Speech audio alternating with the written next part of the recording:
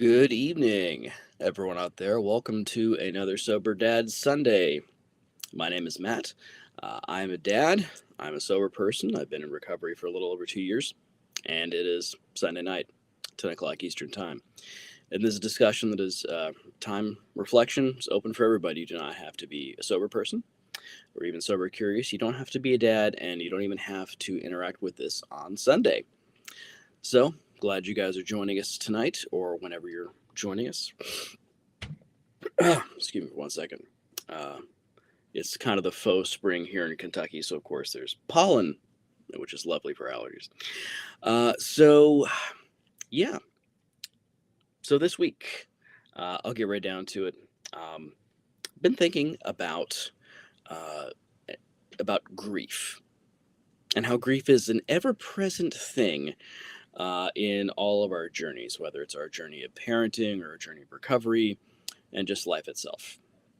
Now, on the one hand, yeah, of course, the guy who makes his living as a chaplain is thinking about grief all the time because I'm with people that are grieving almost every single day, which is very, very true.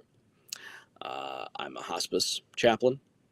I'm walking with people and their families through the last phase of a certain person's life in this world, and there's a lot of grief involved in that. Um, but the more I do this, the more I'm convinced that as kind of obvious and unavoidable as those things might be in those particular times in which a guy like me comes in, um, that doesn't mean it's not there all the time. As a matter of fact, it is. I'm convinced that grief is with us through all things because grief, we normally just associate with death. Really painful and difficult things that come after we lose somebody who's close to us, or we go through a major transition in our lives. And some of us even think about kind of what had been for the past few decades, at least, defined as sort of the 5 stages of grief, starting with denial and then sadness and anger. You can flip flop those depending on how you want, and then bargaining, and then finally acceptance. And a lot of times we think of those sort of as linear stages. I'm going to get 1 through 5 and then I'm done with it. Not really how it works, though. Grief isn't just one overarching emotion or a collection of things, it's really an experience, and it is how we react to change in the world. And if indeed the only constant in life is change, which I think we can all agree with on some level, then in some ways we're always grieving something. As a parent, when you first have a child and it is like this amazing new experience and just a whole part of your it's a whole new world, a whole new life in some ways. There's a lot of grieving that goes along with having a child. Sounds weird, I know, but the first time parents decide they want to go somewhere, restaurant, whatever, and they realize they used to be able to just jump in the car and go, and now you got to pack the diaper bag and stuff for the kid to eat and get the car seat going and all these other things. This stuff to supply a small army to take this tiny person with you, and you go, oh my gosh, it's different. And adapting to that, there's grief that goes into it. Or even parents, if indeed they are together in a relationship, they have to completely renegotiate what that relationship is. I mean, statistically, one of the highest periods in a relationship when divorce is most likely is after they have a kid, because that changes everything for good. You and your partner just used to be there only for each other. You did what you want when you wanted, and you were each other's main focus. And suddenly there's this other little human that gets the entire focus. If you are both cisgender people in a heterosexual marriage, then the female partner's body has changed substantially, and the way she's going to be utilizing it to feed the kid and everything. I mean, it's just so much that goes into that. And there's grief because, wow, this relationship that I had with this person before isn't there anymore. There's something new and different, and I got to figure that out. And in my case, at least, I wouldn't trade what had gone before for the world for what I have now. But yeah, something that was there before is no longer there. And sometimes it was great, sometimes that made me sad, sometimes it frustrated. I mean, you know, it's grief. We grieve the loss of those things that came before, even if the thing that we have now is better. For many of us in recovery, it's a similar type of thing. I know a lot of people, and it was true for me when I first got sober and going, oh man, what the hell am I gonna do now? Like so much of my life and my socializing with other people revolves around having some beers with them and doing this stuff, and I go play pub trivia or do whatever, and gonna have to rethink my entire life. And then of course it occurs to us, gee, if so much of my life was oriented around drinking, that's probably why I need to stop and need to figure out new things in life. But it's different. There's some things we got to let go. I didn't get rid of and give away all of my homebrew equipment for almost 2 years.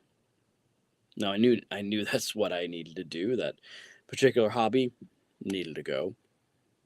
I still scratch that itch through cooking and other things, but getting all that stuff out and walking through a brew day with my neighbor and giving him all that stuff was great, and I enjoyed it, and I was happy to give it to him, but there was some regret in letting that go, some grief that went into that, even though the thing that I have now, a clear-eyed and sober life where I'm not always over and feeling like garbage and this chemical depressant, exacerbating all of my emotional issues and being more present with my family and closer with my kids. Every single thing is better, and I wouldn't trade it for anything. And yet, there's some things that were there before that are not here now, and there's grief that went into that. For me personally, almost 6 years ago now, moving from a place where I was vocationally a local church pastor, um, doing my thing in the church and having this very regular routine that included, this over here, putting that on every single Sunday, and how much of that defined my life. And then all of a sudden, through my own choices, wasn't taken away from me, but suddenly I wasn't putting that on every single week. And man, you want to talk about some grief. Grief is the overarching term that we put over all the emotions and changes and stretches and everything else that we go through when something in life changes. And if indeed the only constant in life is change, then we're always going to be grieving something. And I think one of the hardest parts of grieving anything is recognizing that once we, quote unquote, get through that period of grief, we're never going to be back at some kind of normal that was there before. Now, again, that's a little bit more obvious when we're grieving the loss of a loved one, because even when we kind of negotiated a new normal and it's not eating us up every single day, we don't go back because that person's no longer with us. Even when we've established a new happy and healthy norm with a child or with a program of recovery or whatever it is for you, we realize we're never really going back. When I went through a period in my life when I was a local church pastor and some stuff happened with the local church that really threw me for a loop. And was the traumatic trigger for me that led me down what turned out to be a decade plus of alcoholism. And for I'm not gonna tell that whole story now, but I lost a big part of myself in that, and for a long time I was like, when am I gonna get back? When am I gonna get back? When am I gonna get back? And one of the hardest things for me is to realize, no, I'm never gonna go back to a time before this other stuff happened. That's just not happening. Maybe it was wide-eyed innocence or unearned confidence or whatever you want to call it.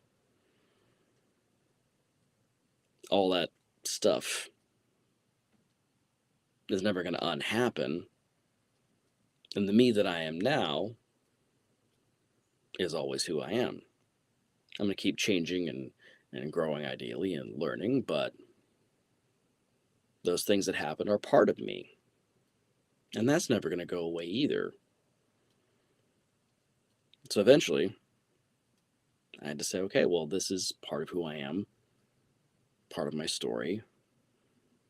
And I can either be angry about it, and there was very, very good reasons to be angry and resentful and all the other stuff, and just drank it all away, which is what I tried to do for a long time.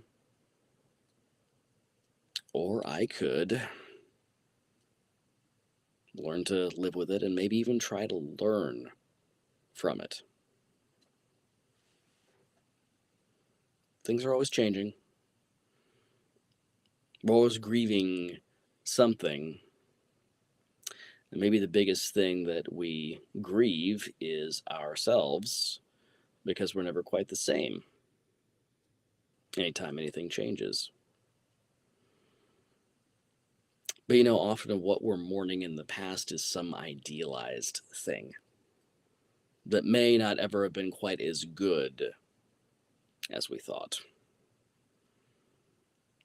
Maybe the person I was in my late 20s had some good things about him, but also had some not so great qualities that maybe I don't even need or want to go back to. Maybe even certain things in my life that have passed and have gone on, even though there were a lot of good things about them, may not have been as perfect and idealized as I remember them, because when they're gone and it stinks and it hurts, it's easy just to remember the wonderful stuff and wish we could just go back.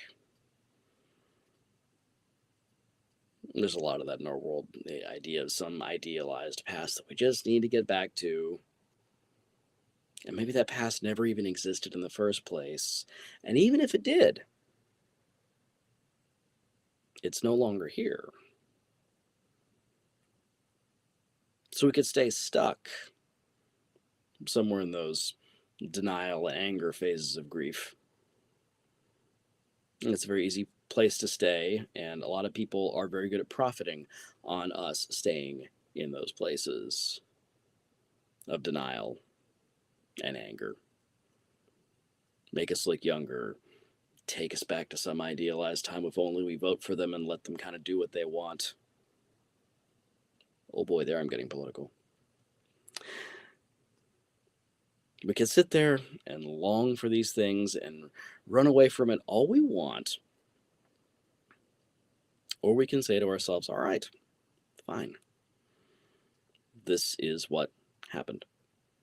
This is where I am now, and maybe some things that were genuinely good are no longer here. Then again, at the same time, maybe some things that weren't so great are now, in fact, gone too, and I have some opportunities to build,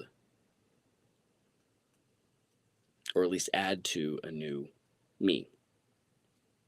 Maybe even a better me. And a better part of my world that I can shape around me if I'm willing to deal with all the feelings and stuff that go in with that, all the struggles, and all the parts of myself that loss exposes and shines some light on that I maybe just don't even want to think about. No, grief works hard. It's not pleasant. We're better off for it in the long run. But in the short run, not fun. And if it's always going on, then we've always got something to face. But we're better if we do. So those are my sort of thoughts for this week. Thanks again for joining us on a Sober to Set Dead Sunday. I wish you all peace and blessings during the week. And I wish you the best as you are trying to be the best person you can be for those around you because they're worth it. And most of all, as you're trying to be the best person that you can be for you because you're worth it. Good night, friends.